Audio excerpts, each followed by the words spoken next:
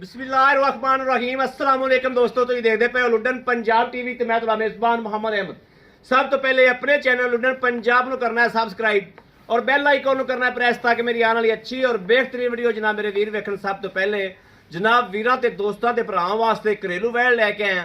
माशाअल्लाह माशाअल्लाह जरूर पढ़नी वैड़ नूं वेख के, बड़ी खूबसूरत बड़ा अनमोल हीरा है। अल्लाह के फजल नाल इंशाअल्लाह जिंदे फार्म च जावेगी, अल्लाह के फजल नाल जिंद बनेगी, अल्लाह के हुक्म नाल इंशाअल्लाह वैड़ दी तसल्लियां करावांगे ते फजल और सोने दे नाल इंशाअल्लाह फार्म दे विच इहदे नाल दा डंगर जिंदे कोले फिरदा आया उन्हें भी बाहरों क्वालिटी मंगाई होवेगी, जिहड़ा इहदे नाल दा फार्म जनाब जानवर फिरदा है जिंदे फार्म च माशाअल्लाह वैड़ कोलों हवाने लैके टुरिया नहीं जाता।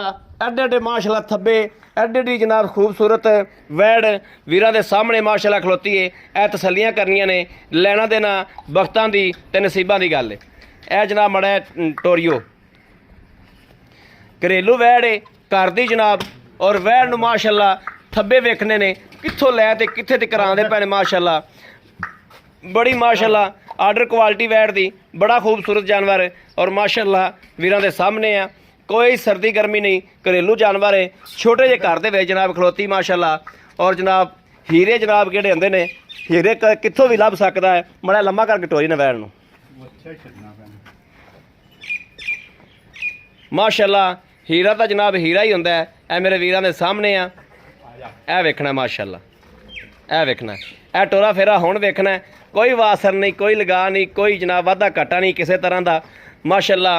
ये घर दे विच वीर ने एक दो जानवर रखे ने ते सुथरे रखे ने माशाअल्लाह। लै वापस वैड़ नूं जनाब किसे पासों खुंजी नहीं माशाअल्लाह, किसे पासों वैड़ खुंजी नहीं। एडी माशाअल्लाह क्वालिटी वैड़ दी, थन जिहड़ा ओ माशाअल्लाह पावर वाला और पूरे जनाब रुग दा है वीरां दे सामने आ। और थल्लों माशाअल्लाह वैड़ दे थब्बे वेखने ने, लिबास वेखना है। फुट बंदे कहण नूं कह दिंदे ने माशाअल्लाह। फुट जिहड़ा है जानवर है जिहड़ा फुट बाहर निकलिया फिरदा है। यह क्वालिटी माशाअल्लाह वैड़ दी वेखनी है। यह वेखना है माशाअल्लाह जानवर दी क्वालिटी और जानवर दा माशाअल्लाह हिसाब किताब सारा वेखना है। वीरां दे सामने आ, लैना देना बख्तां दी नसीबां दी गल है। मगर बच्चा कल सूई है जनाब, यह वेखनी माशाअल्लाह। आओ जी सामने आओ। अस्सलाम वालेकुम जी। वालेकुम भाजी की हाल है? ठीक ठाक हो? तबीयतां सेहतां बिल्कुल ठीक ने भाई जी? ये जी वैड़ आपां विखाई है इस टाइम, ये सूआ वीर किनवा सूई जन्म तेरे घर दी है? तेनों कोई चोई पीती तेरी? दूसरा सूआ कल सूई है। अच्छा, तो ये मेरा वीर पिछले सूए किन्ना दुध चोंदा रखदा ही गल? पिछले सूए भाई जी ये करदी री 20-22 लीटर 20-22 लीटर बच्चे छड़ के ठीक हो गया। अच्छा हुण ये सूपी है दूसरा, किन्ना दुध ये करेगी? भाई साहब 25 तो 26 लीटर दुध करेगी गारंटी नाल। इस टाइम आपां कल दी सूई ते अज कोई वीर आ जावे ते किन्ना चवा सकने? इस टाइम 7 तो 8-10 किलो कड्डेगी बोला। 8-10 किलो कड्डेगी टाइम दा कि दोवां टाइमां दा? एक टाइम दा कि दोवां? एक टाइम दा 8-10 किलो ठीक हो गया। हुण मेरा भरा ये मगर बच्चा है? हाँ जी बच्चा डब्बा परसों दा तुरदा नहीं ठीक हो गया। ते किन्ने पैसे निंदे जेड़े मकूल जे लैने ने?